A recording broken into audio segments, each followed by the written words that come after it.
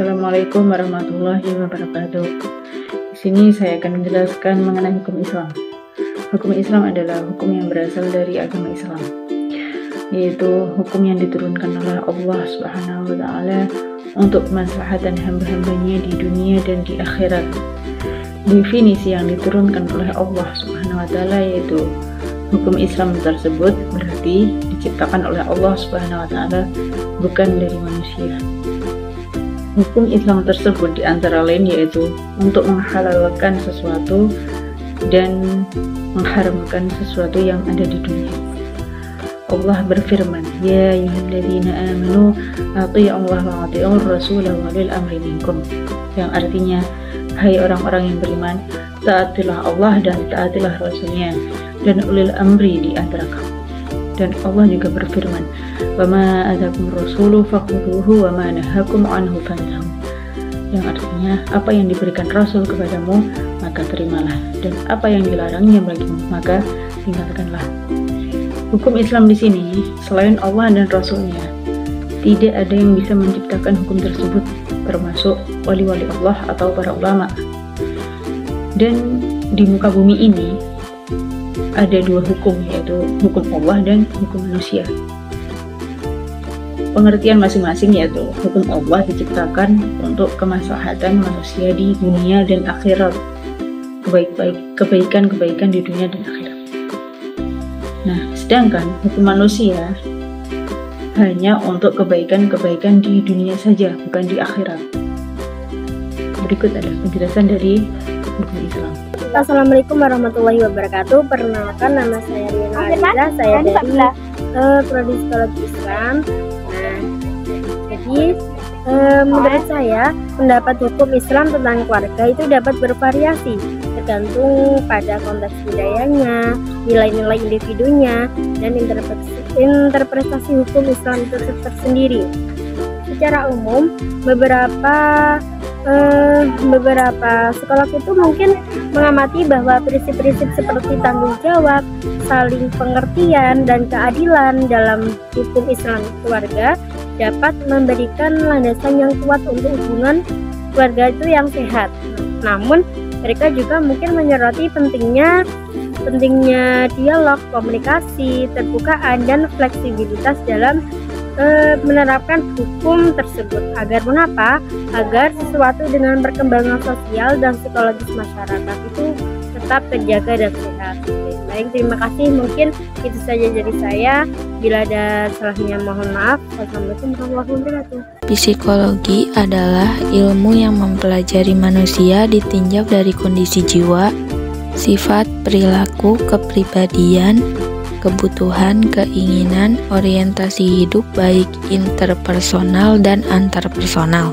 Keluarga adalah unit terkecil dalam masyarakat, terbentuk sebagai akibat adanya hubungan darah, perkawinan yang berdasarkan agama dan hukum yang sah, persusuan dan pola pengasuhan. Dalam arti sempit, keluarga terdiri dari ayah, ibu, dan anak dari hasil pernikahan tersebut. Sedangkan dalam arti luas, keluarga dapat bertambah dengan anggota kerabat lainnya seperti sanak keluarga dari keluarga belah pihak, istri ataupun suami, maupun pembantu rumah tangga dan kerabat lain yang ikut tinggal dan menjadi tanggung jawab kepala keluarga. Yang dimaksud dengan psikologi keluarga Islam merupakan ilmu yang membicarakan tentang psiko, di mana keluarga mencakup dinamika tingkah laku, motivasi, perasaan, emosi, dan antesi anggota keluarga dalam relasinya, baik interpersonal maupun antarpersonal, untuk mencapai fungsi kebermaknaan dalam keluarga yang didasarkan pada pengembangan nilai-nilai Islam yang bersumber dari Al-Quran dan Sunnah Rasul. Selanjutnya yaitu ruang lingkup psikologi keluarga Islam. Ruang lingkup psikologi keluarga Islam mencakup profil keluarga sakinah, manajemen rumah tangga, komunikasi antara anggota keluarga, pengembangan potensi dalam keluarga, strategi mengatasi konflik dan penyelesaian masalah, peran dan tanggung jawab anggota keluarga yang berkesetaraan gender, internalisasi dan eksternalisasi nilai-nilai Islam dalam keluarga. Manfaat psikologi keluarga Islam. Psikologi keluarga juga bermanfaat untuk menghadapi berbagai problem keluarga yang kemungkinan akan muncul, sehingga masing-masing keluarga mudah untuk menerima sebagai bagian dari dinamika kehidupan keluarga yang memerlukan solusi bersama. Psikologi keluarga memberikan kemudahan membangun relasi setiap anggota keluarga, memahami karakteristik masing-masing, menghargai pengalaman dan kecenderungan yang berbeda karena setiap individu memiliki orientasi hidup yang beragam, terutama dalam hal menciptakan suasana kehidupan keluarga yang egaliter atas dasar perbedaan jenis kelamin yang tidak akan dapat terwujud tanpa menyalami dan aspek-aspek psikologinya. Bangunan keluarga dalam perspektif psikologi. Layaknya sebuah bangunan, keluarga dapat dibuat maketnya, dianalisis anatomi dan keseimbangan elemen-elemennya sehingga dapat dibayangkan apa pondasinya, apa pilarnya, apa atap dan dindingnya, serta apa aksesorisnya. Jika kita menyebut keluarga Islami, maka dapat disebutkan apa saja ciri-cirinya.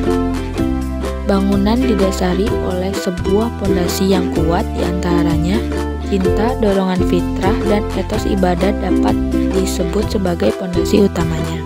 Dasar dan sendi membangun keluarga sakinah. Keluarga harmonis terbentuk dengan sendirinya dan tidak pula diturunkan dari leluhurnya. Keluarga harmonis terbentuk berkat upaya semua anggota keluarga yang saling berinteraksi dan berkomunikasi dalam satu keluarga. Dalam keluarga harmonis yang terbina bukanlah tanpa problem atau tantangan-tantangan. Jika terjadi problem, mereka selalu berusaha mencari penyelesaian dan menyelesaikan dengan cara yang lebih familiar, manusiawi, dan demokratis. Untuk membangun suatu keluarga harmonis diperlukan 3 pilar sebagai dasar dan sendi keluarga harmonis, yaitu kasih sayang, keharmonisan, dan ekonomi. Kesiapan mental dalam psikologi keluarga Islam. Kematangan psikologi akan diperoleh ketika seseorang telah mampu mempertanggungjawabkan segala perbuatan dan perkataannya.